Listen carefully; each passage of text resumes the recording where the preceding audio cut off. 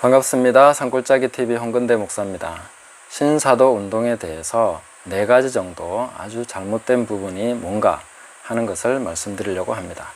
일반적으로 이단이라고 얘기하면서 모든 어떤 운동들, 은사주의나 치유운동이나 이런 부분들까지 다 싸잡아서 신사도 운동으로 하나로 몰아가지고 묶어서 그렇게 이단이라고 말하는 것은 잘못됐다.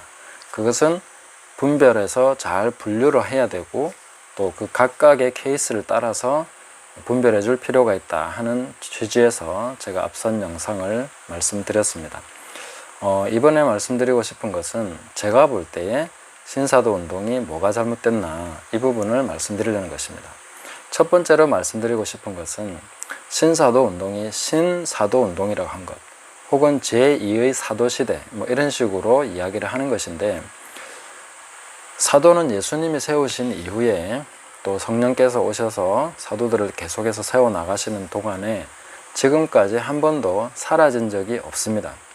계속해서 사도직은 있어 왔고 또 존속해 왔습니다. 왜냐하면 이 오중직임이라는 것은 교회를 위해서 세우시는 직분입니다.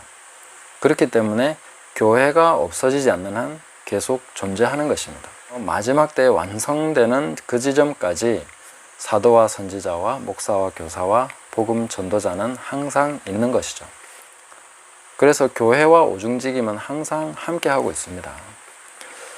그런 부분에 대해서 놓쳐버렸다. 그래서 필연적으로 오는 두 번째 큰 오류가 뭐냐면은 사도직과 선지자직에 대한 오해입니다.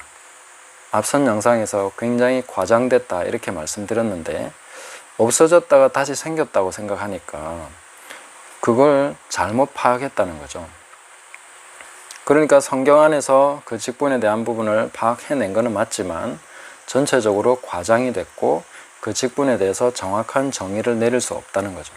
왜냐하면 계속 있어 온 것을 발견해내는 거하고 자기들이 이제 막 시작됐구나, 이제 새로운 뭔가 사도직분이 탄생하는구나 하고 보니까 이제 그 성경적이지 않은 많은 내용들이 거기에 덧붙여지게 되는 거죠.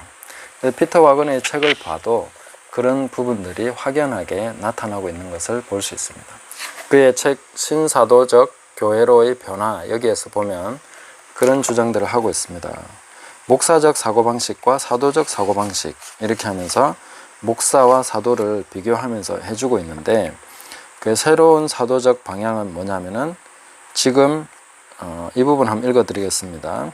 옛 가죽 부대는 모두 목사적인 성격을 가지고 있고 새 가죽 부대는 모두 사도적인 성격을 가지고 있다고 생각하는 것은 옳지 않다. 당연히 이 둘 사이에는 섞이고 중첩되는 부분도 상당히 많다.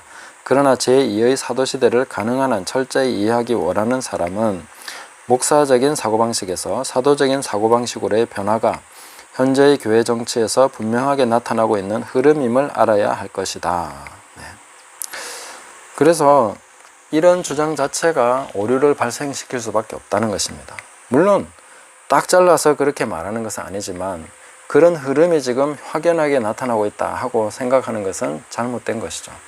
왜냐하면 교회는 끊임없이 계속해서 선교를 지향해 왔고 전도하려고 해왔고 그런 결과가 우리 한국교회고 지금 세계 선교가 확장되어 있는 것인데, 그전에는 그러면 전부 다 목사적인 사고방식을 했느냐? 물론 그런 주장은 아니지만 그 흐름이 굉장히 미미했다거나 약했다거나 그렇다가 이제 제2의 사도시대가 돼서 이제는 막 그런 흐름이 확 일어나고 있다 이렇게 말하는 것은 잘못된 것이죠. 교회는 꾸준히 그런 것이 존재해 왔고 계속해서 이런 흐름들을 이어오고 있습니다. 사라진 적이 없는 것을 사라졌다가 나타났다고 생각하니까 문제가 되는 것이죠. 그래서 여기에서 파생된 또 다른 문제는 이제 좀 더 극단적으로 나간 사람들이죠. 사도가 다른 교회를 다스려야 된다, 이런 주장들을 하기 시작하는 거죠. 그것은 매우 성경적으로도 잘못됐습니다. 사도 바울이나 베드로나 어떤 사도들도 자기 휘하에 교회를 조직하거나 그렇게 발 아래 두려고 한 적이 없습니다. 지배하려고 하는 적이 없다는 거죠. 사도 바울은 자신을 너희 기쁨을 돕는 자가 되려고 한다 라고 말씀하고 있고, 다른 사도들도 역시 다른 리더, 지도자들을 세워주면서 굉장히 존중하면서 얘기하고 있지, 어떤 권위를 가지고 주장하거나 아니면 억지로, 강제로 뭔가 권위적인 태도로서 얘기하고 있는 그런 내용은 없다고 봐야 됩니다. 그런 내용이라고 생각하고 본다면 그것은 오해인 거죠. 사도 바울은 자신이 자식처럼 여기면서 세운 디모데나 디도나 소스테네나 이런 사람들도 그런 식으로 대하지 않습니다. 빌레몬까지도 그런 식으로 대하지 않습니다.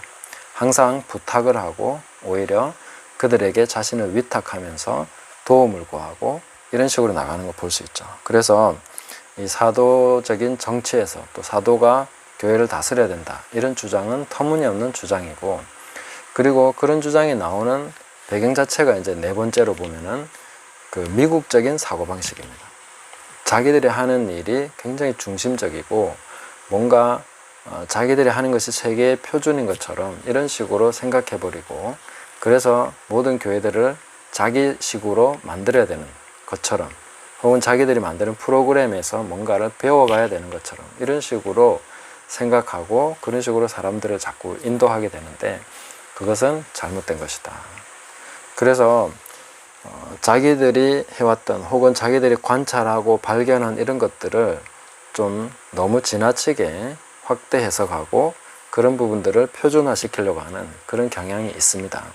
그래서 피터 와그너는 2001년부터 이제 제2의 사도 시대가 시작됐다, 이런 식으로 얘기하는데, 그것은 본인이 관찰하는 어떤 부분을 지나치게 확대 해석한 것입니다.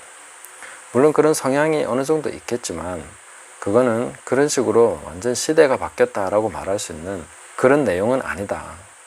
그렇게 이해를 했으면 좋겠습니다. 그래서 신사도 운동이라고 해서 무조건 이단시하는 것도 잘못이고, 또 신사도 운동에서 주장하고 있는 이런 피터 와그너의 주장을 우리가 좀 비판 없이 받아들이는 것도 문제가 되겠다 하는 것을 말씀드리고 싶습니다. 그 예수님께서 내가 이 반석 위에 내 교회를 세우리니 음보의 권세가 이기지 못하리라 말씀하신 대로 주님께서 세우시는 직분을 통해서, 그런 기름 부으심을 통해서 계속해서 지금 이어져 오고 있습니다. 그런 것들을 간과하고 자꾸만 어떤 시점을 기준으로 해서 혹은 누군가를 중심으로 해서 그런 식으로 만들어 가려고 하는 것은 잘못됐다. 오중직임은 계속 있어 왔고 지금도 있습니다. 저나 이 방송을 듣고 계신 이런 평범한 그냥 그런 사람들이 오중직임에 속한 사람들이 되는 것입니다. 자기 역할을 충실하게 감당하다 보면 굳이 난 사도다, 나는 선지자다, 그런 식으로 직분을 부르지도 않고, 그렇게 하지 않아도 충분히 그 역할을 감당하고 그 직분을 감당했던 사람들은 대체로 다 그런 사람들이었습니다. 그리고 대단한 집회를 인도한 사람은 거의 없습니다.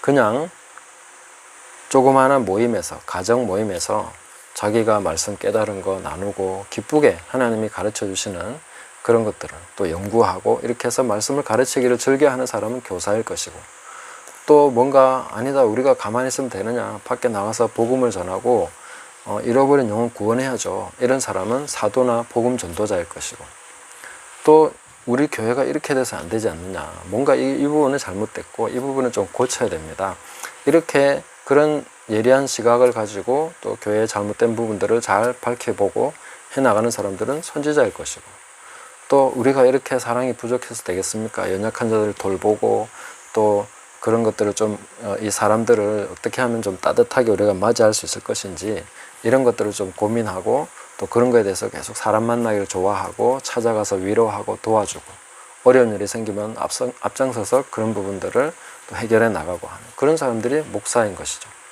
그러니까 오중직임은 사라진 적이 없습니다.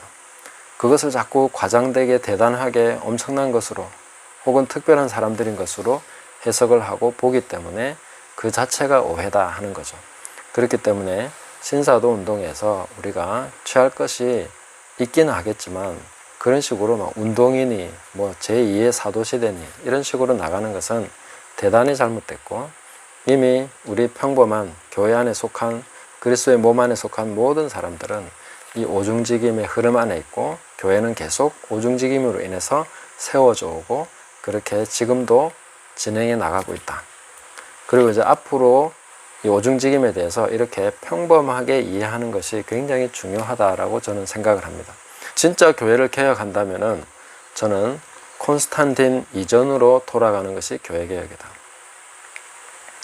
종교개혁이 일어났을 때에 그 종교개혁으로 말미암아 개혁된 것이 무엇입니까? 진리에 관해서도 개혁이 됐지만 교회 정체에 관해서도 개혁이 되는 것입니다. 그래서 로만 가톨릭은 교회와 국가가 완전히 일치된 그런 상태죠. 그런 정치 제도를 가지고 있습니다. 그러나 종교개혁을 통해서 이제 그 종교개혁은 영주들이나 이래 작은 무리들과 이렇게 결탁이 돼서 흐름을 갖게 되죠. 그러면서 핍박도 받고 그러나 계속해서 그 종교개혁이 완전히 그런 국가 제도나 정치 제도를 벗어나지를 못했습니다. 그런 가운데서 지속돼 오다가 이제 영국에서 청교도들이 미국으로 건너감으로 말미암아 여기서 진정한 교단 정치가 탄생하게 되는 거죠. 그렇게 해서 우리나라로 들어온 교회는 미국적인 거죠. 교단 정치, 교단이 중심이 된 정치. 그래서 우리나라는 기독교 국가가 될 수 없는 거죠. 그 자체가 시작부터가 이미 국가교회에서 갈라져 나온 그것을 반대하는 사람들이 만들어낸 교단 정치에 우리가 그런 흐름을 가지고 있기 때문이죠. 그러니까 우리나라는 기독교 국가가 될 수 없습니다. 뭐 100% 만약에 기독교인이 100%가 된다고 해도 기독교 국가는 될 수 없습니다. 교단이 중심이 되는 거죠. 그러나 이 교단 정치도 이제는 개혁이 돼야 되죠. 교단도 그렇게 성경적이지는 않습니다. 그럼 성경적인 교회는 바로 콘스탄틴 이전으로 돌아가는 것입니다. 콘스탄틴이 정치적으로 교회를 이용하기 위해서 조직화하고 교회 예배당을 건물을 세워가지고 그렇게 모이게 했던 그 이전으로 돌아가서 건물이 없는 교회, 그리고 가정과 아주 평범한 사람들이 모여서 예배하고 또 그렇게 해서 오중직임이 그 안에서 활동했던, 역동적으로 활동했던 바로 그런 시대로 돌아가는 것입니다. 그것이 바로 마지막 때에 우리가 되찾아야 될 종교개혁을 넘어서는 개혁적인 교회의 모습이다. 이렇게 볼 수가 있겠습니다. 네, 오늘은 여기까지 말씀드리겠습니다. 감사합니다.